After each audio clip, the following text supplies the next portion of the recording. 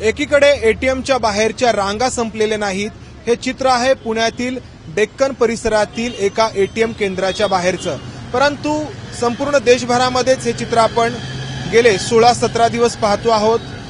एकीकडे एटीएम मशीनच्या रिकॅलिब्रेशनची प्रक्रिया पूर्ण झाल्याचं सांगितलं जातं, परंतु रांगा दुसऱ्या बाजूला आहेत आणि या रांगांमधून उभे राहिल्यानंतर लोकांना जे पैसे मिळत आहेत ते फक्त या 2,000 रुपयांच्या स्वरूपामध्ये आहेत. जास्तीत जास्त तरी 2,000च मिळाले. सुट्टे फक्त सुरुवातीला मिळाले जेव्हा निर्णय झाला तेव्हा, नंतर बाकीच्या वेळेस 2,000च मिळाले. 2,000ची एटीएम मधून नोट आली तर 2,000 देतात. नाश्ता करायला गेलो 20 रुपयाचा नाश्ता तर 2,000 नोट देऊ शकत नाही आपण त्यांना.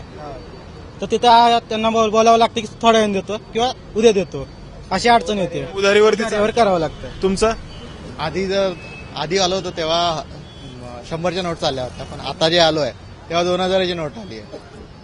तर मोस्टली आता जेवण वगैरे करायला गेलो तर 60 रुपयाचं जेवण होतं, राईस प्लेट वगैरे. त्यांना 2,000ची नोट दिली तर ते 1940 रुपये नाही देऊ शकत ना.